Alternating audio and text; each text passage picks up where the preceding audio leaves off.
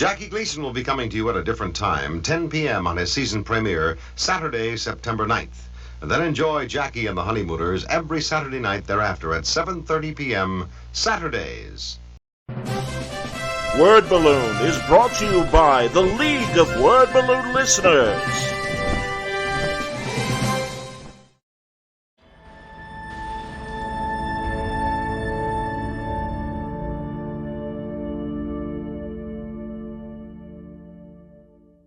I just feel like your voice kind of comes from what you're absorbing. And certainly we've seen loads of people who just do a straight up imitation of the art styles that most affect them. And I don't see a real downside to that aside from when you start just outright swiping specific compositions. But if you really like the way a certain artist has built their work, see if that can lend effect on you with the way you shape your art style. Why not? I mean, I'm still reflecting the influence from the artists that affected me 40 years ago, and I don't see any reason to stop.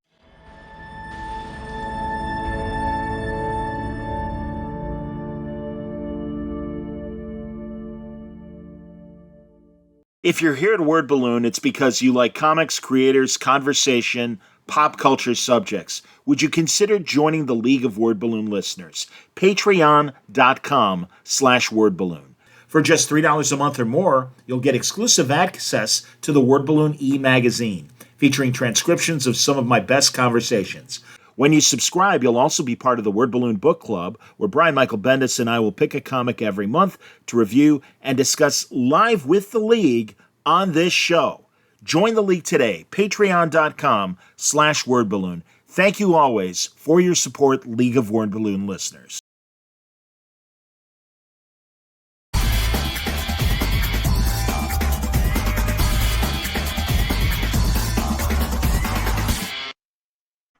Welcome back to Word Balloon, everybody. Happy to welcome two stalwarts of the animation business who made afternoon animation really exciting in the 90s and beyond. I'm so glad they're working together now, bringing their creations together in a great Dynamite crossover series.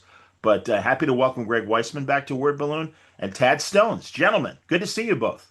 You too. Hey, good seeing you, John. So the tone of Gargoyles and Darkwing Duck are certainly different. It's almost like yeah. Well, say it again, Greg. What makes you say that? Yeah, it's like I heard people got the shows mixed up sometimes. They were so close. kind of, and you'll forgive the comparison, but it's almost like a Howard the Duck Thor crossover, if I put it in Marvel comic terms. But had you guys known each other for a long time prior to this crossover? Oh yeah. Yeah. I helped Tad develop Darkwing back in the day. That was one of my. Tad was something of a mentor to me. I don't know if he wants me to say that, but only good stuff. Actually, yeah, Greg, how long were you at the studio before you came on Darkwing? I mean, I feel like it was almost immediately. I started in '89, and when I started working with you on Darkwing, it wasn't Darkwing; it was Double O Duck. Yeah, and I don't want to exaggerate my role on it, but I was in the room. I was like, like the Hamilton song. I was, in the room and tried to contribute at least a little. I was a very, very junior executive in those days. the studio would basically always have an executive assigned to a show. The idea was somebody who would know the show. They saw the development, they saw what was promised in development in terms of, it's going to be this kind of show. And they're there to say, hey, you guys are getting off track of what you sold. But somebody who knew the show, but was far enough out of it that they could be objective and give real constructive notes. The bonus for us is that Greg had been an associate editor at DC Comics. So he knew every comic reference trope we wanted to play with, Silver Age stuff. And that was just, fantastic as far as we were concerned. it helped that I was a big geek, is what he's saying. That's true. There's nothing wrong with that, man. You're in the right place. That's good. Yeah, I know. I know my audience. So Attaboy. Greg, yeah, before I mean, yeah, continue, please. when I started at Disney, the development department consisted of my boss, my immediate boss, Bruce Cranston, myself, and Nancy Patel was a secretary that Bruce shared with George Curtin. Was that his name? George Curtin, who was the publicity guy, right? Yeah. And he so handed out the Darkwing Duck patches. Yeah, she worked half-time for Bruce and half-time for George. So the whole department was 2.5 people when I started. And then, so I started on a Monday, but I wasn't there. I was at Disney University for a day, which is a fancy term for orientation, I guess. And then I had been there 4 days when Bruce left on what was supposed to be a 2-week trip to go to England and France to set up animation studios there, or not to set them up, but to check on how the setup was going. And he got over there with a finance guy named Brett Rogers, and they found that both studios were kind of disasters in the making. And so what was supposed to be a 2-week trip for him became a 6-month trip. And Nancy came to me and said, I want to make this very clear. I work for Bruce. I do not work for you. And what that meant nice is to hear. Yeah. she went Friendly. to Bruce's house, picked up his mail, sent him his bills so that he could pay them, because he had planned on leaving for 2 weeks and was gone for 6 months. Sure. And then otherwise she just worked for George in publicity, which meant that the entire development department was me, and I'd been there 4 days. But so Bruce and my boss, Gary Kreisel, said, well, just go follow Tad around. He's developing a show. You need to learn how to develop shows. Go follow him around. So that's what I did. And it was great, by the way. It was terrific. We had a lot. Yeah. I mean, I think we had a lot of fun. Mike Peraza. Who else worked on developing that? Do you Bob Klein. Bob Klein did Klein, the original pitch cards. Yeah. Yeah. And Peraza was jumping around. He had done a lot of computer stuff for Tailspin. He did some. He's posted stuff online that's just gorgeous pastel stuff.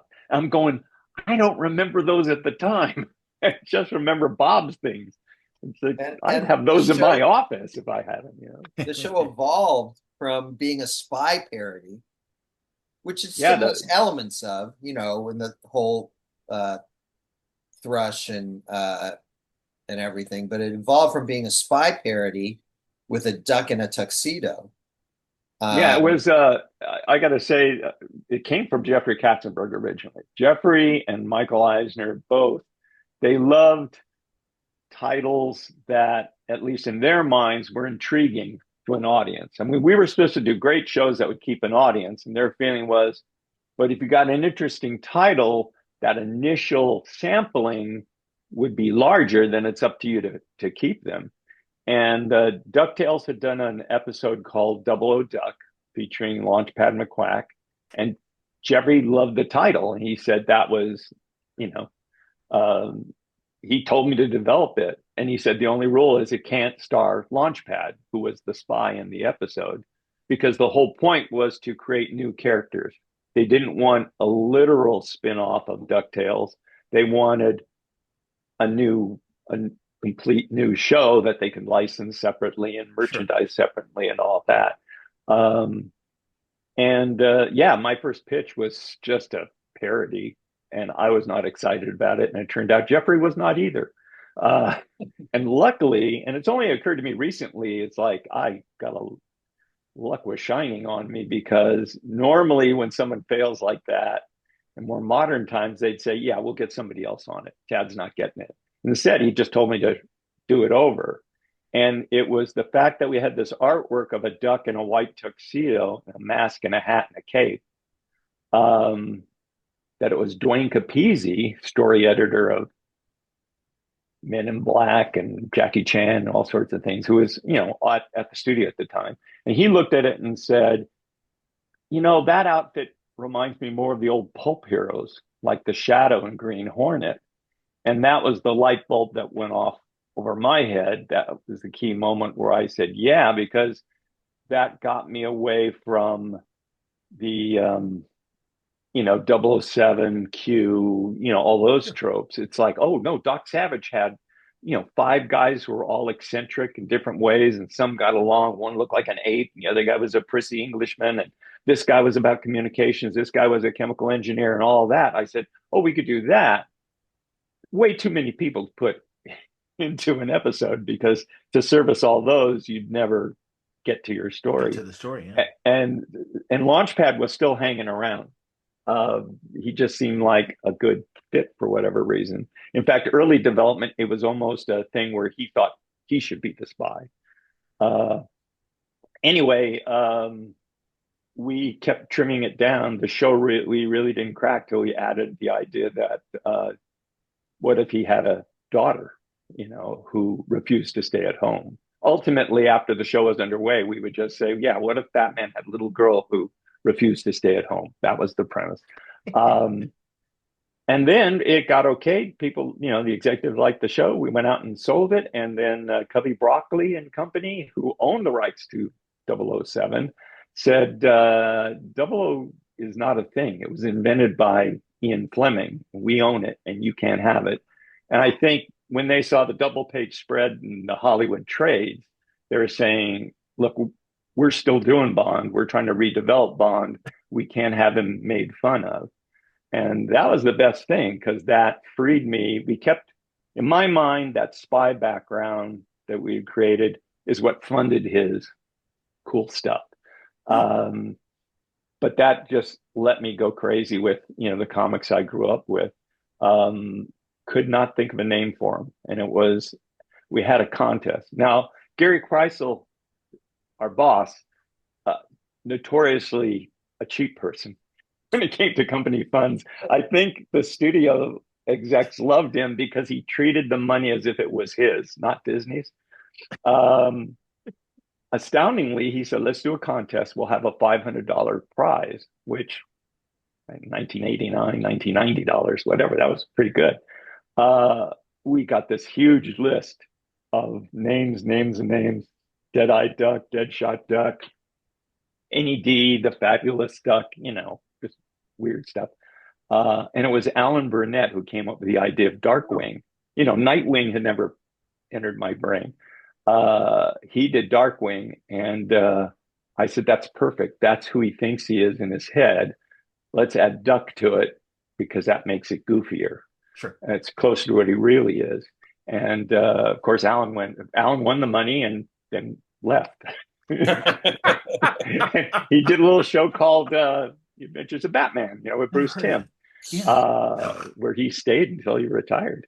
So anyway, that freed me for all the Silver Age stuff, and that's when we really took off. That's excellent, man. All right, Greg. The flip side of what Tad was saying is that a couple of years later, I was pitching Gargoyles as a comedy adventure show, very much inspired by Disney's Adventures of the Gummy Bears.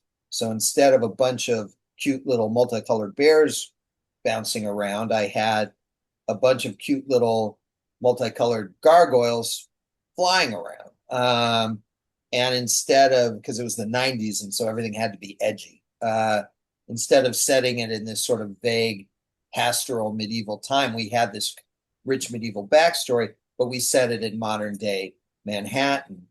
But it was a comedy show, and I had pitched that to Eisner, and he had passed on it. But Gary felt that there was something to it, and he said, keep working on it. And again, in those days, we were a small enough company or division that he didn't take it from me and give it to someone else. He told me to keep going on it. So I showed the pitch to a handful of people, including Tad. And as I recall, Tad had just seen an early, like an animatic of Beauty and the Beast.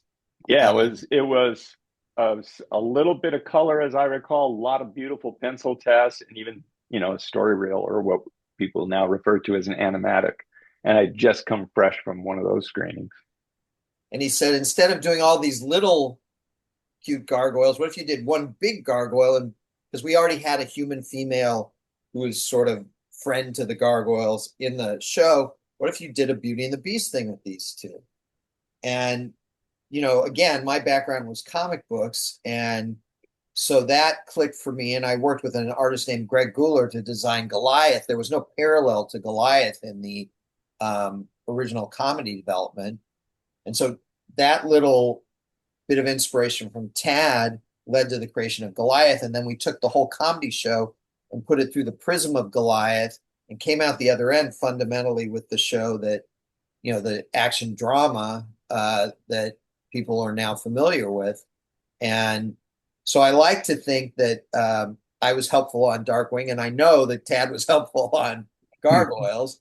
And so when Nate Cosby, our editor on this book, and my editor on all the Gargoyles titles, said, "Hey, do you want to do a Gargoyles Darkwing crossover?"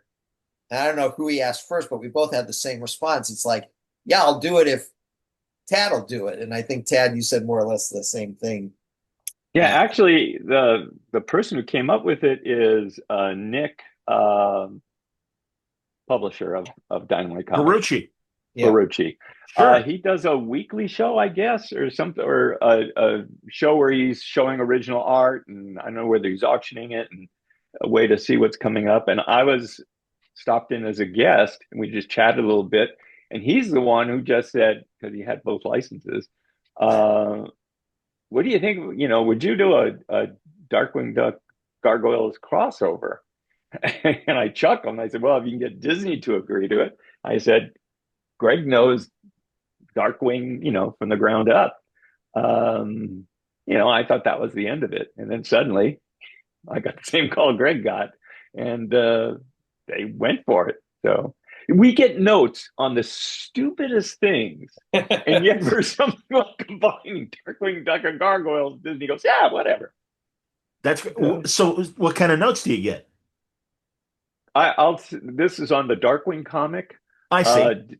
Disney doesn't. Oh, we've got the stupid ones on this one too.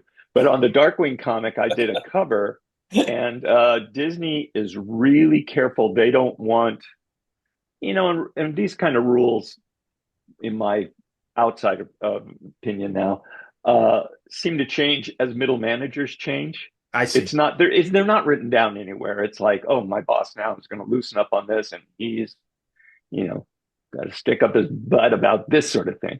Anyway, they do not want any like Easter eggs hidden around, because they see it as you're promoting another Disney product, and we don't want that. I mean, I guess, because they would look like business people or something, that happened on our book. We yeah. There was a scene early on in issue 1 to sort of establish Darkwing before the two franchises meet up, in essence. Mm-hmm. Where Tad and I plotted this together, but I've been scripting it, and where Darkwing comes up against the Beagle Boys, who have come to St. Canard, and they're like, "Oh no, you can't use the Beagle Boys. They're from DuckTales." And I'm like, "Well, I know, but so's Launchpad. It's all one universe, right?" And they're like, "No, that'll be seen as us trying to promote." My initial thing was, why not?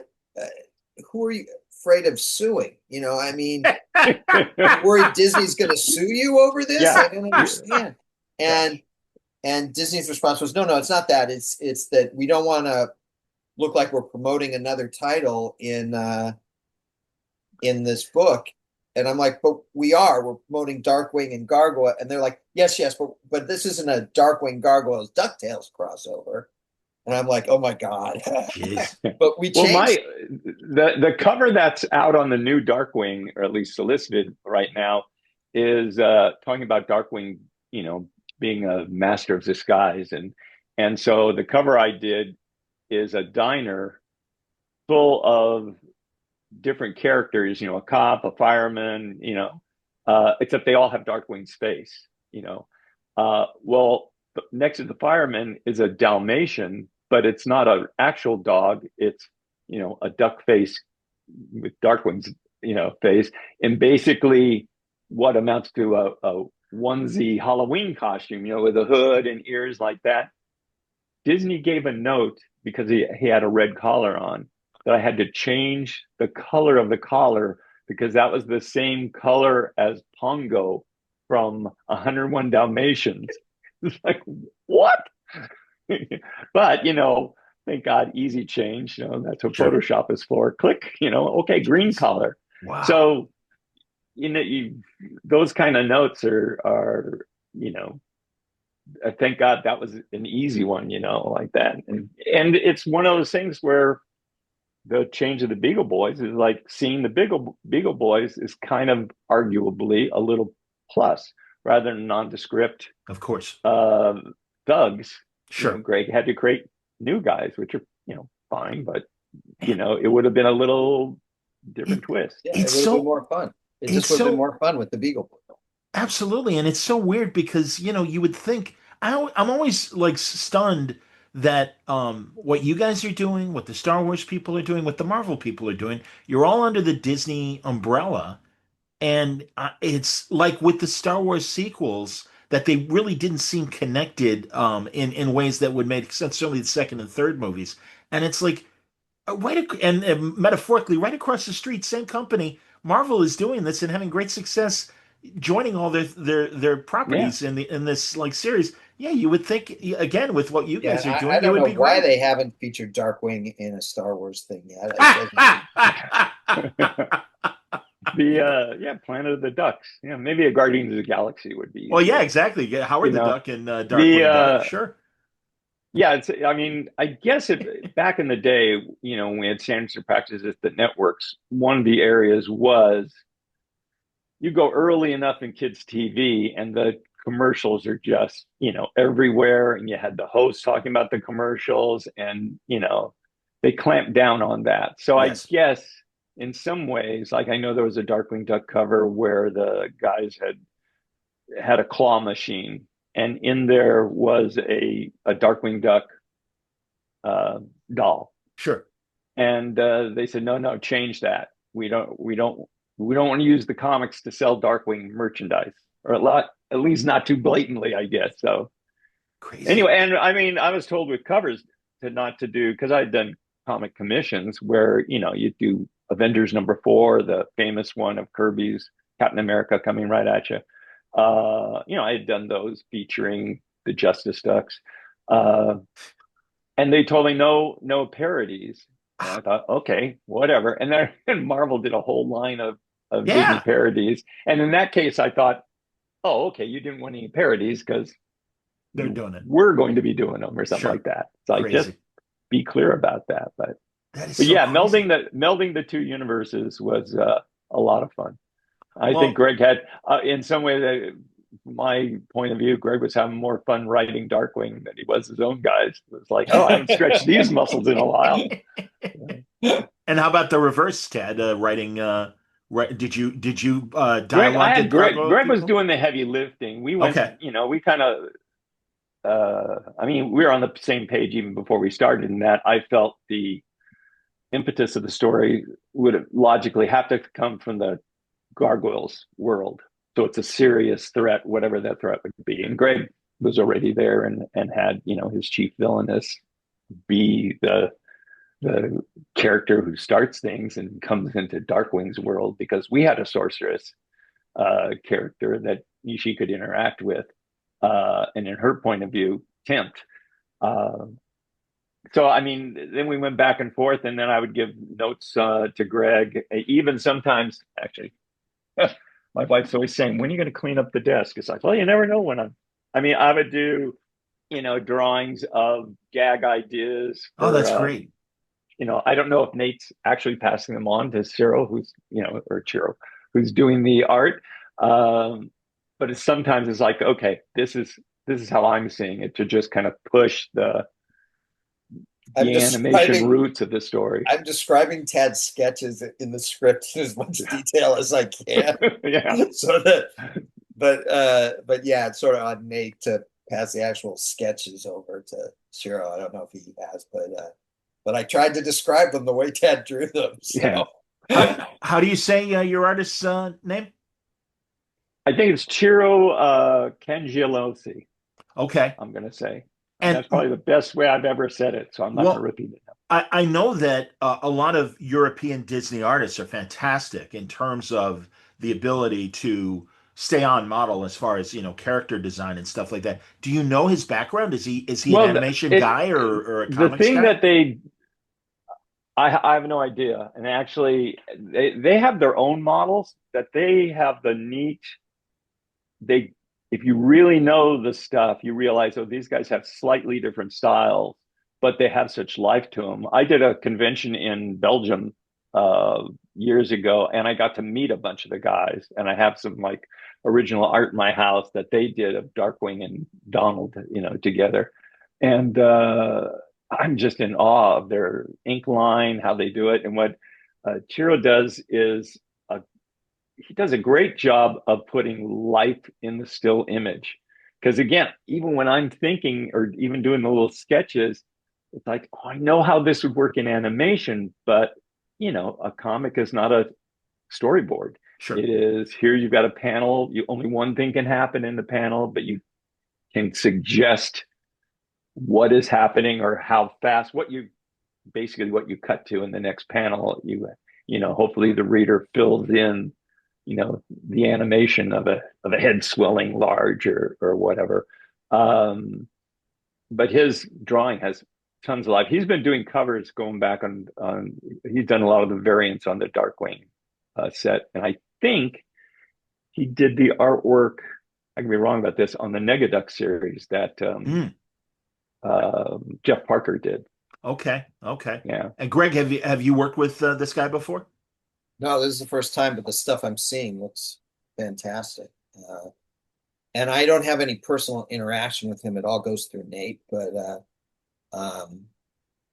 again, I'm loving. I got no complaints. Let me put it that way. It's all great. How did the Gargoyles series play internationally? I would think amazingly so, given that that's really where all the real gargoyles are. Historically, it did really well internationally. I don't have intel on how the Numbers. Dynamite comics are doing internationally. I know they're doing pretty well for Dynamite here domestically, and I don't even know how Dynamite distributes stuff internationally. Frankly, that's above my pay grade. I'm hip. But I do know that I've been working with a number of different international artists lately on George Campedeus did a bunch of gargoyle stuff for us, and I worked with Enid Balam on Fantastic Four gargoyles for Marvel, and Pascal on Gargoyles Quest, and all of them sort of expressed to me like, not to make me feel old, I'm sure that's not the point, but to say I love this as a kid. I love gargoyles as a kid. So they're all sort of fans. They're just so young. But yeah, it must have done some good business, or at least got a little attention internationally, because I've got all these artists who are doing covers or doing issues and stuff, and they seem to be big fans of the series, and that's tremendously gratifying, of course, and they're knocking out great stuff right now. Greg, I gotta ask, because a couple of weeks ago for Halloween, every now and then we'll do movie reviews on my show, and we do old movies that maybe have slipped through the cracks over the years. And I swear to God, you were going to say to me, so a couple weeks ago for Halloween, I dressed up as Demona, and that's between me and you almost got my a real friends, spit Greg. take there, because my brain went way there. But no, I was going to ask, and I don't know if you ever saw this, man, maybe Tad did too. there's an old early 70s TV movie, Gargoyles. Oh yeah, With Oh Cornel yeah. Wilde. Okay, was that at all an inspiration for No, we creating Gargoyles? watched it. The crew watched it um, between season 1 and season 2. We didn't even know about it Okay. until that we were way down the road. We watched it between seasons with Bernie Casey as the lead Yes. gargoyle, um, and there was absolutely similarities. Sure. And so, we were having a good time. I mean, we watched it over lunch, a long lunch, It was a just working before lunch. we started Yeah, it's research. pre-production on season 2. Not really research, more like Yeah. this should be fun. Yeah, exactly. And Come on. then there were some parallels, Sure. even down to casting Bernie as the lead gargoyle, and we had Keith as the lead gargoyle, and Yes. and Yes. the gargoyles in that are the villains, but they're also fairly sympathetic villains. Certainly, characters that Demona could relate to, except that their plot was too unsophisticated for her. But yeah, so I am aware of it. I wasn't when we created the show, but we all watched it. A whole group of us sat down and watched it. That's great. I'm not angling for a lawsuit or anything. No, I'm not Believe me, either, Greg. but I'm not. I, we did get sued, not by Really? that. We got sued by Gargoyle Sunglasses. No way. What the hell? Just because of the name? Trademark? The name they saw an image of the character Brooklyn wearing sunglasses, and they said, "Those are our sunglasses," and we're like, "No, we didn't know you existed, and those are just fairly generic sunglasses drawn by one of our artists who also didn't know that gargoyle sunglasses existed." So we got sued by them. Disney won in court by pointing out that our gargoyles do not exist in the daylight. Yeah. Therefore, they cannot be wearing their sunglasses. They only come out at night. That was it. That's the Corey Hart defense. If you know your '80s pop hits, "Sunglasses at Night." That was a big song back then. Greg's like, what? The rest of the time in court was just the judge asking Greg about, It never went to trial. I did get deposed. I was deposed, but it never went to trial. Would you say, sir, in your own words, the similarities yet the differences of the gargoyle sunglasses and your animation? Crazy, man. So, jeez, man. Wow. I mean, that's the thing. Anyone can sue anyone. That's why, lawyers at companies like Disney are so gun shy, because it's not about whether or not they lose the case. It's about the money it costs, the nuisance factor. If you present anything that puts them at risk, they don't want to deal with any of that. Sure. They don't. If it were just about, you can do it as long as you're in the right, or they don't care. They just don't want to have to deal with legal fees. Yeah, the legal fees and all that goes with, because anyone can sue anyone over anything. It doesn't matter whether it's legit or not. If it's not legit, one hopes, doesn't always happen, but one hopes that down the road it'll get tossed or whatever. But we used to have all the staff writers and story editors would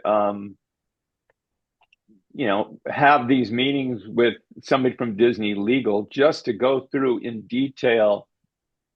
This is what's allowed in parody. This is what in satire. This is, we'd go through that. We all knew it. In any of those cases, especially when I was doing Aladdin, because Genie can go through, many changes and transformations. Whenever we'd be very careful to follow the letter of the law, and they would send it to legal would say no. And it was just, we finally realized, the mentality is nobody gets in trouble for saying no. But if you say yes, and somebody brings a nuisance suit or whatever, that's interesting. You're costing us money. Right. Who knew? And that's so parody becomes almost impossible to do if the lawyers are going to say no to everything. And we used to have a phrase taught to me by a Disney lawyer named Mark Kinchelian. a Latin legal term called de minimis, which is if the reference is just small and quick for a quick joke, that's fine. You're not going to get in trouble for that. And so I've done a lot of things that fell under the de minimis category, not just for Disney, but at many companies that I've worked at over Sure. the years. And they get called out, and I'm like, and sometimes this works.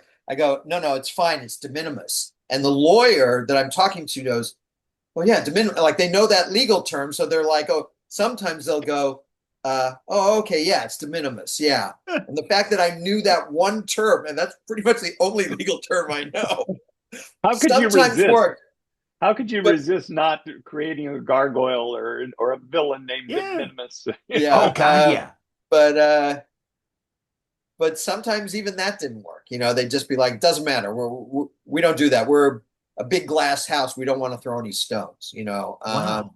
and that becomes the attitude. This has sort of devolved into a bitch session about various legal Well, problems. But honestly, guys, it is the behind the scenes stuff that I really appreciate when it does come up here on the podcast. So I'm glad to hear about that kind of stuff. And Ted, it inspires a question regarding Chip and Dale, the Lonely Island movie that they made with Mulaney and Adam Sandberg and Yeah, stuff. And you're involved. Like, were you at all involved? Like, because wasn't there a lot of parody in it that? was. Oh, it was all parody. It was basically the conceit was what if what we saw? I mean, it's like Roger Rabbit. Frankly, Yes, it's like yes. what the cartoon show you saw was all filmed with sets and actors, and the actors were these animated characters and all that, and then they just had fun from that premise backing up. But when the first trailer went out, I thought it was hilarious. I got it. Where fans, or at least some fans, thought I'd be enraged. How can they do this to you and your creations and all that? The show is still there. This is something different. Um, and I guess the fact that I was complimentary to it, that I said it looks hilarious to me. I can't wait. They got in touch with me and had me play myself in the movie. In that there's a scene where a studio executive gives them a phone call and offers Chip and Dale a show, and that's me on the phone. And myself and my partner Alan Zaslov also have our names very tiny on the back of a cargo ship that's going across. So no, I really enjoyed it, and went to the by the premiere way, at though, Hollywood Boulevard. It was great.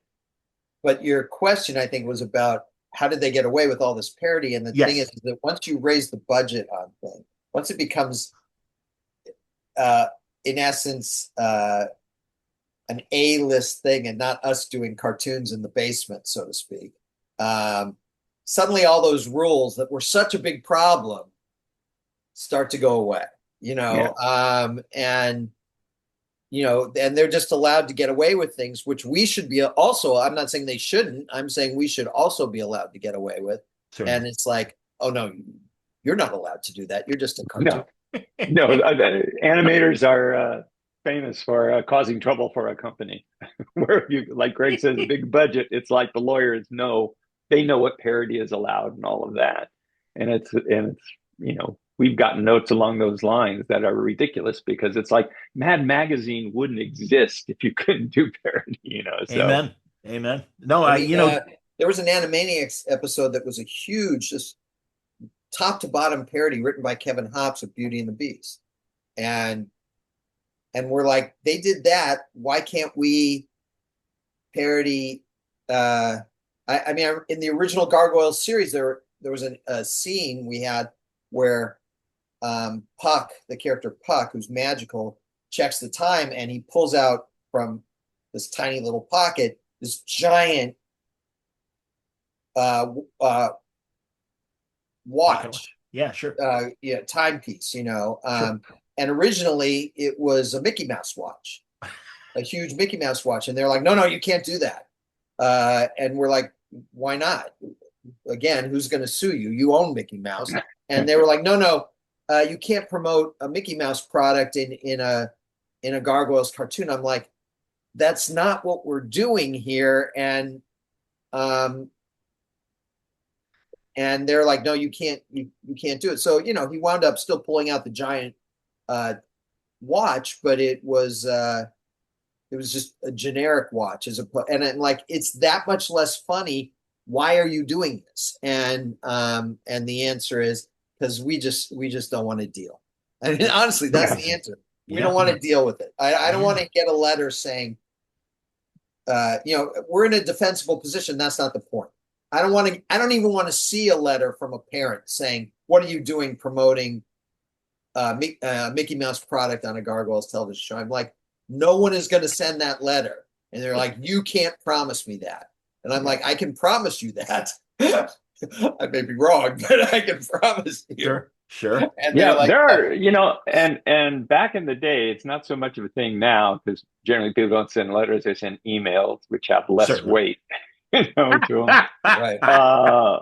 And no, because literally, if you took the time to write something and put it physically in an envelope and buy a stamp and put it on and go to the mailbox and all that, it's like, oh, we got to take that one seriously, as opposed to, dear Mr. Disney, and then push.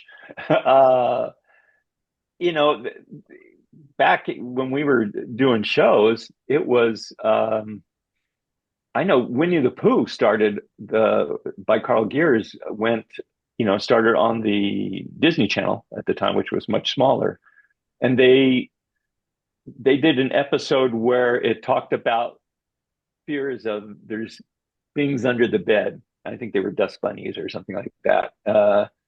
And they got letters from a mom saying, I heard my child crying and I walked in and I was amazed that it was Winnie the Pooh. And man, they took that so seriously until the ratings came out.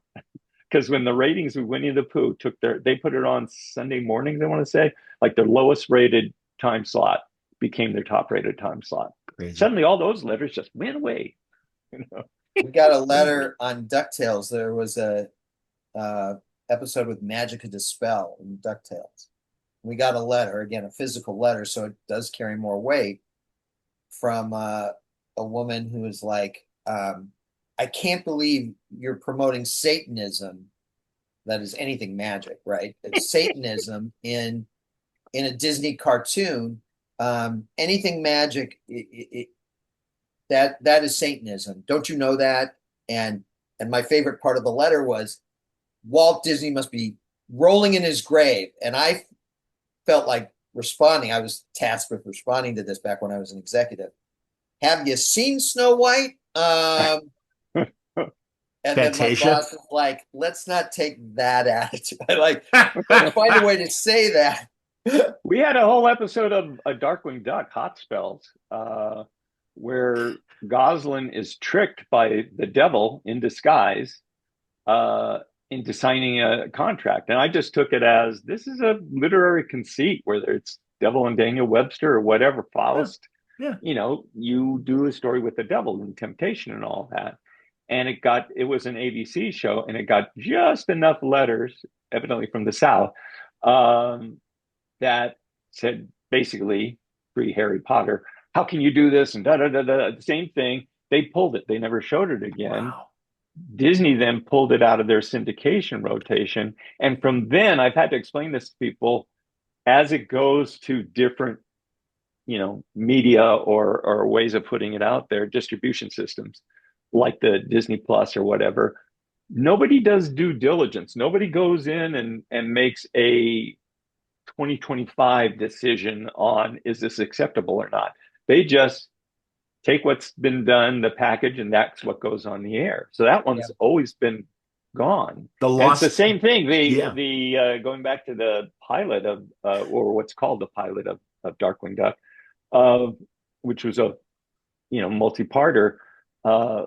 Because of the change, we would take episodes and stack them vertically to show on Friday night as a movie to promote the show, and then they'd be divided up into episodes. The length of what was needed at night was a little longer than what was needed when you divided it up.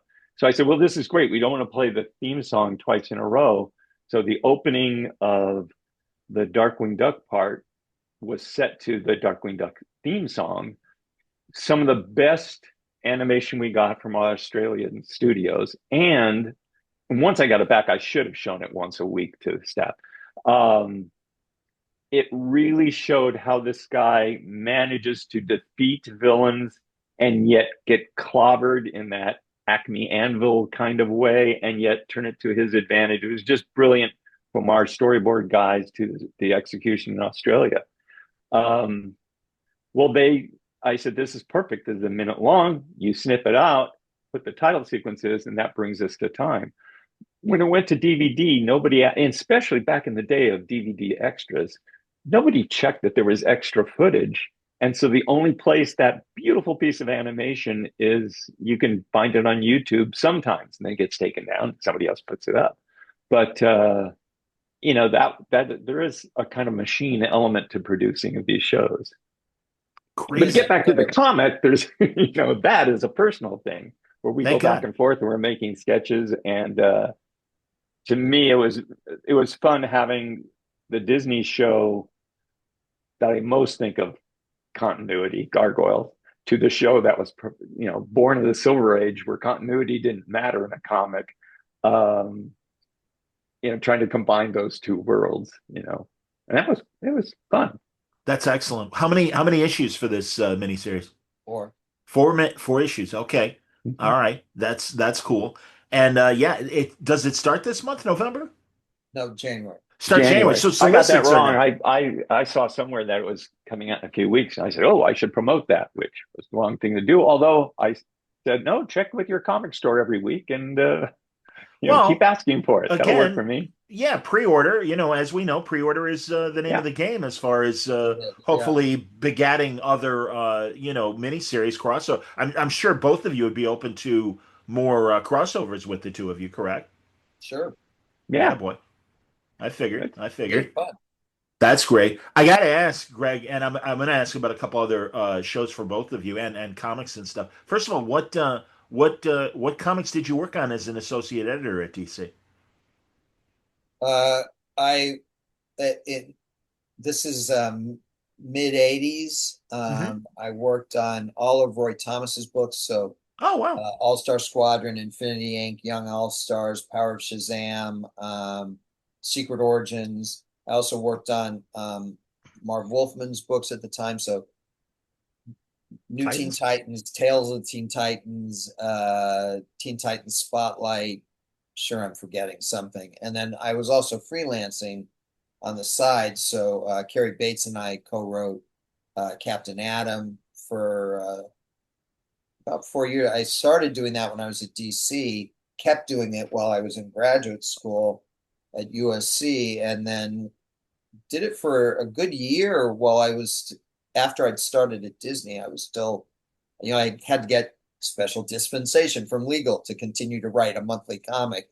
But I was doing Captain Atom for at least a year, I think. Had you written any comics before working with Carrie Bates?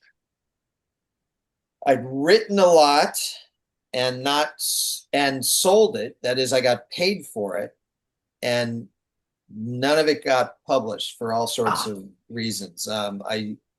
Dick Giordano, who was a mentor of mine at DC, had me do. I really loved Supergirl, so he had me develop a new Supergirl series, and I wrote 2 or 3 issues of that. And then they decided they were going to kill Supergirl in Crisis on Infinite Earths. And then I wrote Black Canary miniseries, and then Mike Grell said after Frank Miller had done Batman Dark Knight Returns, Mike Grell pitched doing another prestige series around Green Arrow called The Longbow Hunters. Absolutely. And Dick said to Mike, "That's great, because we're doing this Black Canary miniseries, and at the end of the miniseries, they get engaged." And Grell was like, "No, I don't want that. Don't do that." Which was, of course, the drive of the whole 4 issues was to go from them having been a couple who had dated for a decade at least by that time, sure, not 20 years. Yeah. In Justice League, it was like, okay, they sort of either this relationship is going somewhere, it's not, they break up, they get back together, and they get engaged. And that was something that the whole thing drove towards. So when Grell said he didn't want that, it killed, and I get it. It's like Mike Grell versus Greg Weisman and Mike Sikowski. It wasn't much of a contest, and so that got killed. So I was actually earning money, but it was tremendously frustrating because Sure. I wasn't getting anything published. And the first thing that I actually got published was partnered with Carrie on Captain Adam, and But that was still, you were it's funny as you throw out these names. It's like Dick Deere, Donald, and Roy Thomas, and all that. It's like, I think there's a good chunk of Word Balloon listeners who would know those names.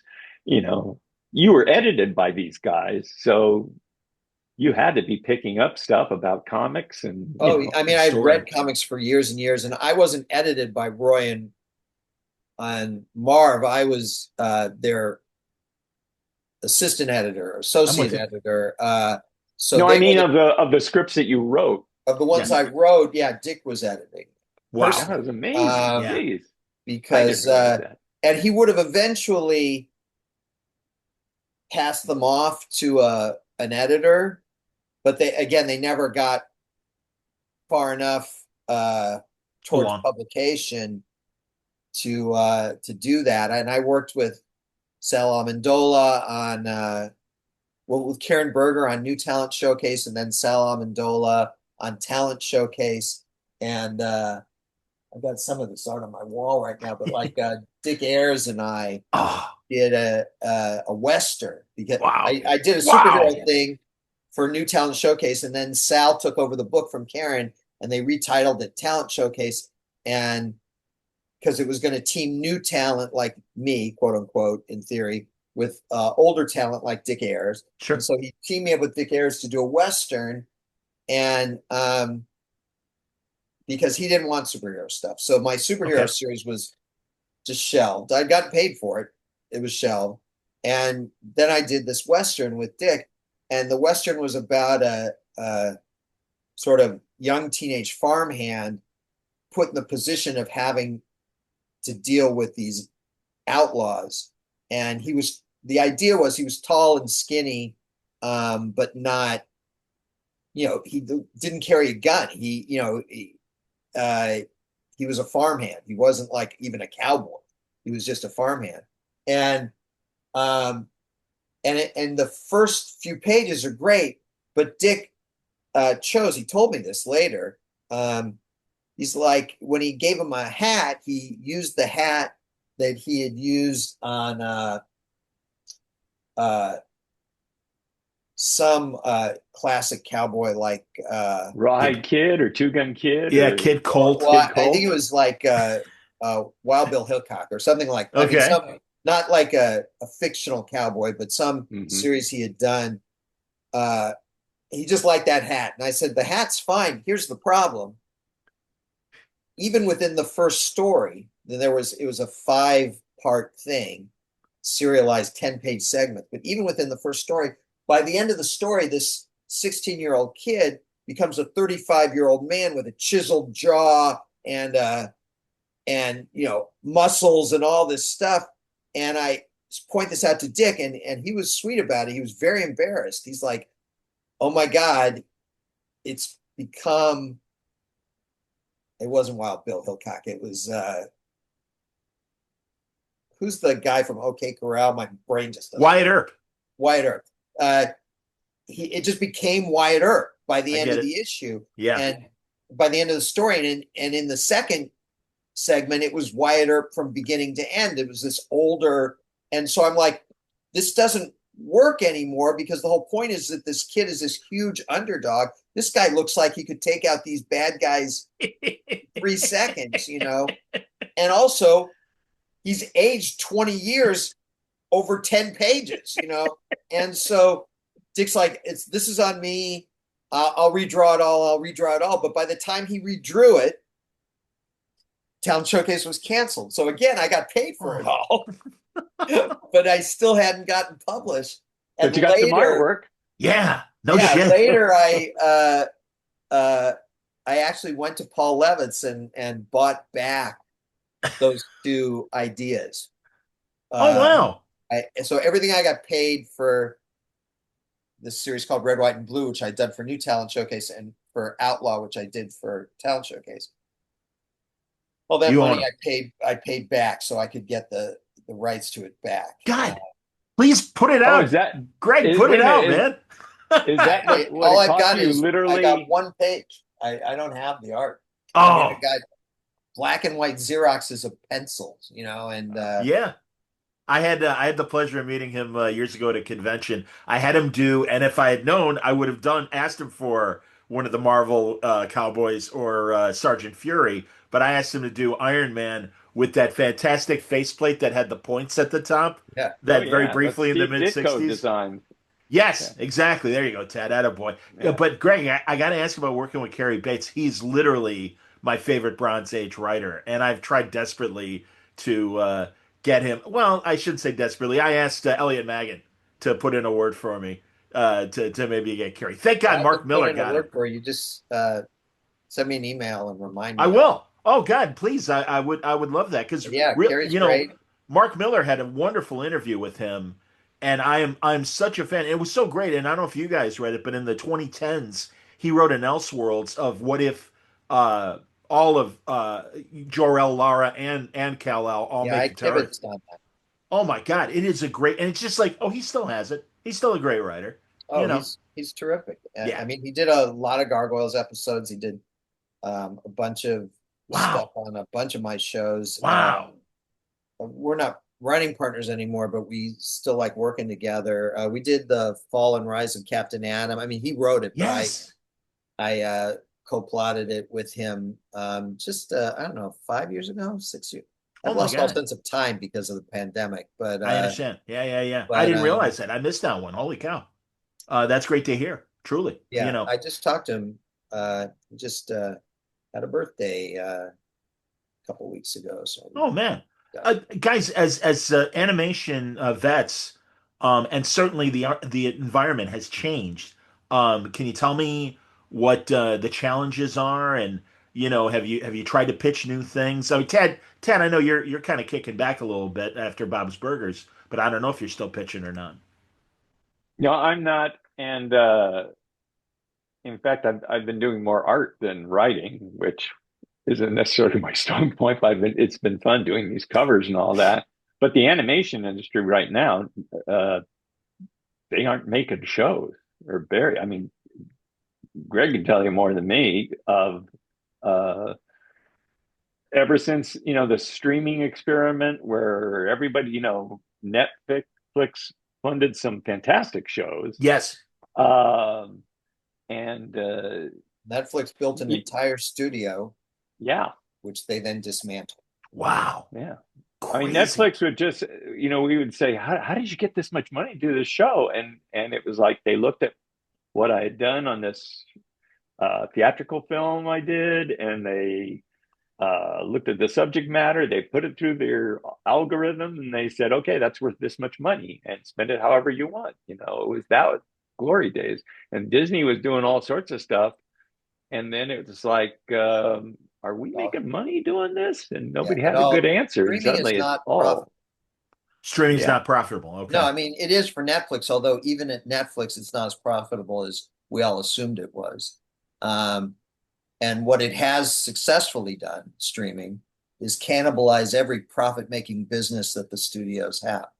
So Yep. DVDs, home entertainment, by the way, a whole thing that Tad created with the Aladdin sequel, by the way.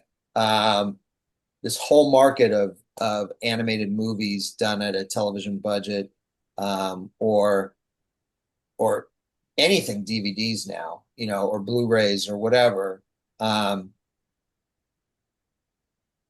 that's gone. It's just gone. And that was Yeah. a huge, Yes. massive source of pure profit for the studios. Completely gone. Crazy. Um, and broadcast television dying slowly, cable television dying quickly. Ironically, uh, movie theaters in trouble. It's because of streaming, and everyone consumers, and I get it. I'm a consumer too. Sure. But everyone just thinks everything's available. Why do I need to have a DVD player? Why do I need a Blu-ray player? I can get whatever I want to watch whenever I want to watch it. That's not true, but they think it's true. Yes. Yes. And it's just easy. So it's like, okay, why go to the movie theater? Why do this? Yeah. Why do that? I can watch whatever I want whenever I want to watch it. And so the traditional studios, have not cracked the code as to how to make money with streaming when all the other ancillary businesses are dead or dying. Isn't that crazy? Yeah. I mean, it used to be that toys would practically when you go back to the days of GI Joe and Transformers and even GoBots and that stuff, Sure. and Gargoyles Thundar the Barbarian, Certainly. or no, He-Man is. Oh, excuse me. Of course, huge He-Man. one. Yeah. It was like, and Turtles, obviously. Oh yeah. It's like we'll keep pumping out shows because as long as they're different enough that we get a new line of toys out of it. And that was the shows had smaller budgets, but that was the reason. But now you have to convince somebody to put those shows on your channel because there is no syndication market. That's right. The Disney afternoon hit at the height of that market. And people say, gee, why was, I was so mad when Darkwing Duck was canceled. I said, it was never canceled. It was just the plan was to do 65 episodes. That was the business model. The idea was that's the minimum amount of shows that you could do 13 weeks of, Monday through Fridays. And that's all. Now, because ABC was interested in the show too, we ended up doing 91 episodes. So it actually, not only was it not canceled, it actually got another couple seasons out of it. Sure. But it was a whole different, business thing. And the amazing thing about the Disney afternoon, and this is true certainly for my shows early on and Greg's, is once we sold the show internally, because it was just Buena Vista was distributing it, so we got no quote network notes because it was an in-house Disney company. After, the boss would look for like really intense on development and the first 3 issues, and then, he had a business to run. We were kind of left on our own to come up with stories and how to develop it and all that. Again, every show would have an executive to, watch over things or to give their own kind of notes. But we had a tremendous amount of freedom, and that totally went away, Crazy. And, there's a great moment in Gargoyles where Gary Kreisel, our boss, took Frank Parr and I, who were the co-showrunner of Gargoyles, to lunch. And he was actually kind of apologetic. He was sort of like, hey, things have been crazy and we had problems on Bonkers. And I haven't really, I apologize. I haven't really been paying attention. How's it going on Gargoyles? And we're like, oh, it's going great. And it's like, well, what are you doing on the show? So we told him a bit of storyline, including, and Xantos marries Fox and then they have a baby. And he's like, oh, whoa. I wouldn't do that. Don't do that. Those are your villains. You can't let the villains have a kid because what are you going to do? You can't let the kid be raised by villains, but we can't be showing the heroes taking a child away from its parents. It's a catch-22. You can't do that. Don't do that. And there's this long pause as Frank and I sort of look at each other, and I turn to Gary and I go, we already did it. And then there's another long pause, and I know what's going through Gary's head because I worked with Gary long enough to know. And he's sitting there thinking, okay, I could blow this show up, pull these episodes out of animation, and put another one of our series in crisis and, blow out our budget, blow out our schedule, all this stuff. And I could just see a wave of exhaustion roll over him. And so instead, he just sort of heaved this tremendous sigh and said, okay, just don't dwell on it. I didn't know what that meant in this context, but both Frank and I are like, oh no, we won't dwell on it. We went ahead and did whatever we were planning to do. It was a note with no effect whatsoever. And Gary and I still talk periodically. I'd say we have lunch once a year or so, but that was one of the great moments where I mean, it seemed like forever. His pause seemed like forever. I'm sure it was like maybe 5 seconds or something like that, tops. But for a second where I thought, oh my God, my whole show is about to get torn apart and go down in flames. But instead he was just like, don't dwell on it. So we said, we won't. And we moved on. We all moved on. Like, but you're still paying for lunch, right? I'm sorry, Greg. I got to ask about Young Justice because that was in such a weird time where you had DC doing the new DC, and we had all these new character designs. And as a fan, and everybody listening audio wise, this is John saying this. I don't want to get Greg in any sort of trouble. I was thrilled that you kept the classic designs of the heroes and the Young Justice characters as well. But was there any sort of pushback within either the animation side or the comics side while you guys were making Young Justice with those designs? I mean, we launched just before that, and I think there was an awareness that, there was only so much that could be changed. There were certain things we did update between seasons. We always had a time jump between seasons. Yes. And if it seemed to make sense to us, myself, Brandon Vietti, my partner, and first 3 seasons, Phil Barrasso was our literally Emmy Award-winning character designer for the series. We made some changes here and there. I think we updated Wonder Woman's design, and I like it better. We updated Batman's design, and I didn't like it better. And so for season 4, we kind of shifted partway back. So, but that wasn't really being driven from the comic book people. I mean, we would get notes from DC, but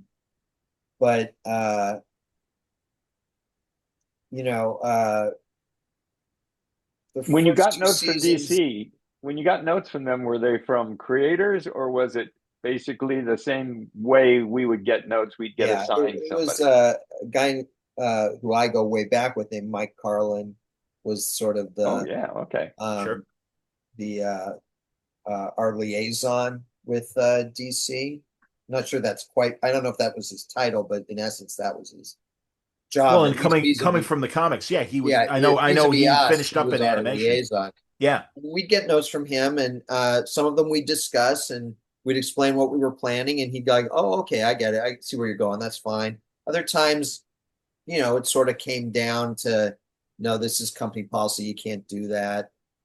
One big thing that had to get changed, I guess, because it was at least in part a legal thing, is that, our first 2 seasons, we have Captain Marvel in the show. And by the time we got to season 3, 5 years later, the company had dropped the Captain Marvel name, had sort of ceded that to Marvel for their Captain Marvel character. And they had renamed the character Shazam. And I'm like, can I just do an episode that transitions the name, like use it, Captain Marvel, one last time to make the switch? And they said, no, you can't say the word Marvel at all.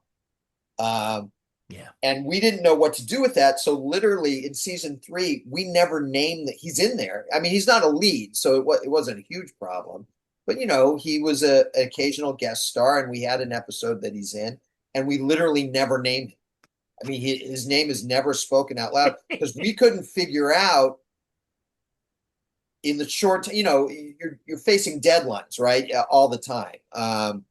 And in the short time we had, we couldn't figure out how to transition it without referencing what he used to be. By season 4, we figured it out. And so we did it. He starts to say his name was Captain Marvel, but he gets interrupted. And then and then it's like, well, what do you call now? Well, this was actually Mary Marvel saying this, but I can't say it out loud. And then someone else whispers Shazam, but she can't say it because then she'd transform. Right. There And was the scene on the cutting room floor where he just walked in and said, "Oh yeah, I go by Shazam now," and the other character said, "Well, that's marvelous," and that was it. That was the easy way. That would have but I been the mean, so Darkwing Duck way of doing there it. were things here and there, but for the most part, we got a lot of it was a pretty easy relationship, and Cool. there was some give and take. I mean, we were working on for season two an alien invasion story. I'm talking in the very early days. We knew we were doing that, and Mike sort of suggested um, bringing in the new Blue Beetle and the Reach and that kind of thing, and that wound up being a huge thing for us that came out of one of Mike's suggestions. Yeah. So it was a pretty, I'd say like 9 times out of 10, a pretty easy thing. And then every once in a while we'd get hit with something like that Captain Marvel thing. And there was no recourse in that because that was company policy. Can't use Marvel. Uh, and so we just had to make do for a bit. And there were probably 2 or 3 other things like that. Interesting. But otherwise it was pretty easy.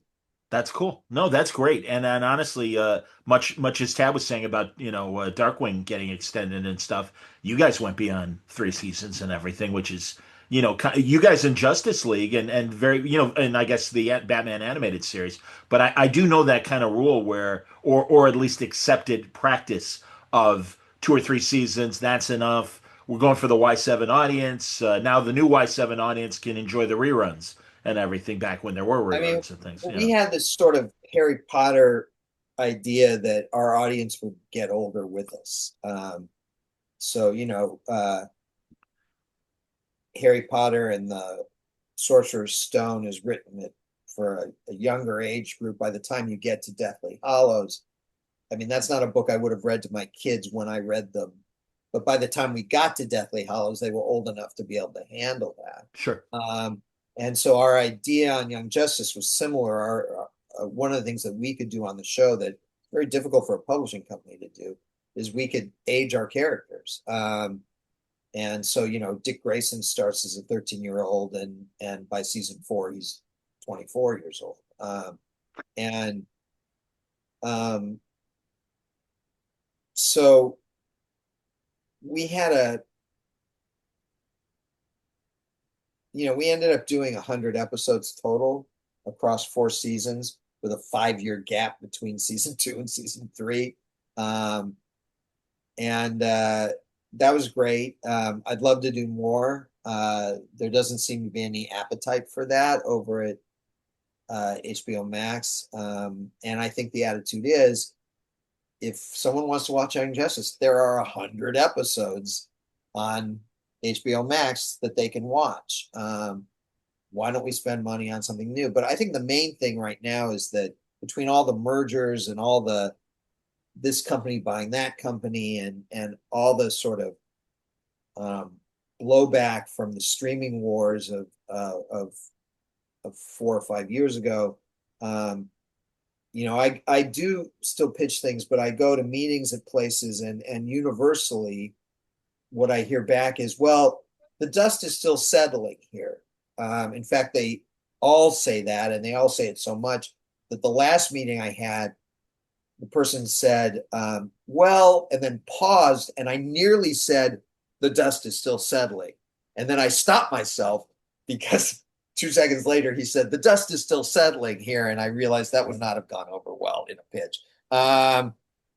But that's how they all feel. There've been so many layoffs, including among executives and so much churn and transition of who's in charge and what the game plan is and that kind of thing, is that it's a tough time in the animation industry right now, really tough, and with a tremendous amount of unemployment.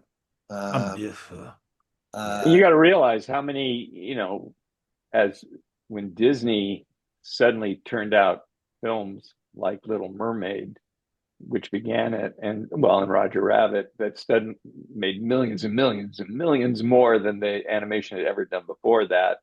Suddenly, they built up animation as a whole became something real and important, and colleges around the world started saying we can offer an animation course, and then there were like colleges who had really reputable departments, teaching people this, and that continued on, and people came out.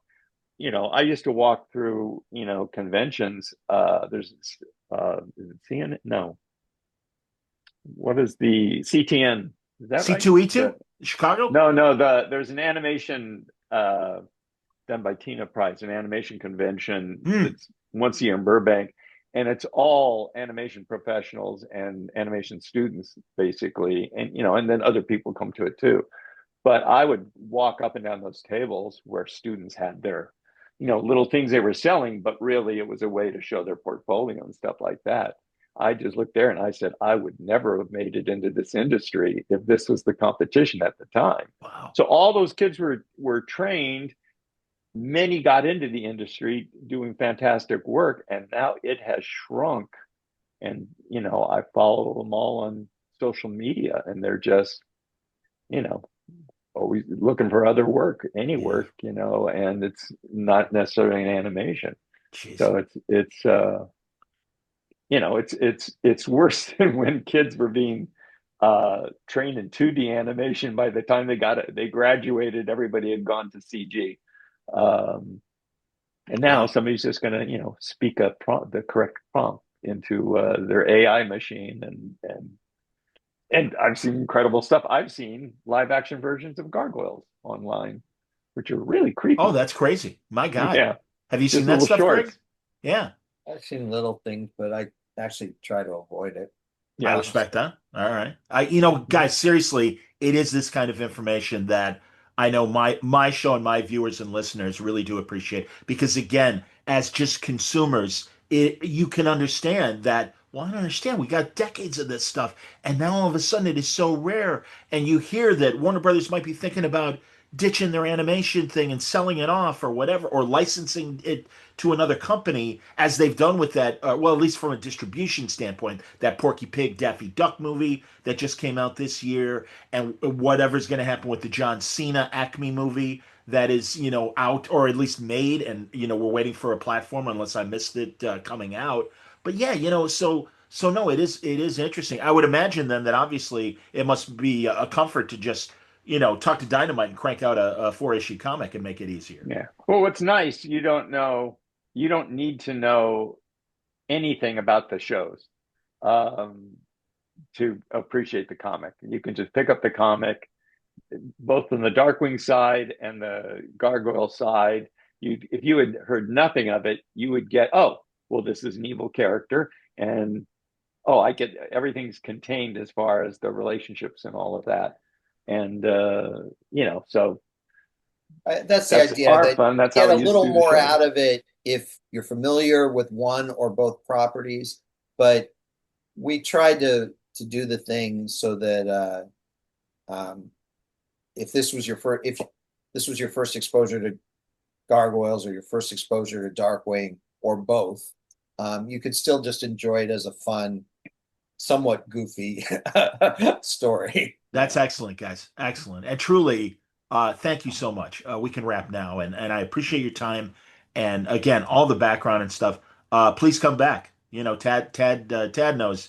He's been here. We're balloon enough. But yeah, Greg, honestly, and thank you so much, Greg, for really the time and the detail of beyond this great crossover that starts in January and the great gargoyle stuff you've been doing. Fantastic Four, wonderful crossover as well from Marvel and Dynamite. So all continued success and really And there's thanks for a talking. Darkwing Duck comic coming out right now by Talk Dan to me. Gibblesmith. What's No, that? I mean it's Dynamite's been putting it out. There Dan you go. Gibblesmith is writing it, and it's looking great. So Beautiful, And beautiful. got Gargoyles Demona by me and Frank Parr. Frank was my partner on the show originally, and the issue 4 came out today. And issue 5 comes out next month. Excellent. Right from the horse's mouths, gentlemen, the animated horse's mouths of and then comic book mouths to tell you that there's great Darkwing and and gargoyle product from Dynamite. And Dynamite facilitated this conversation. So, boys, I really appreciate it. And like I said, continued success, and we'll talk soon. Thank you. All Thank right. you. Thank you, John.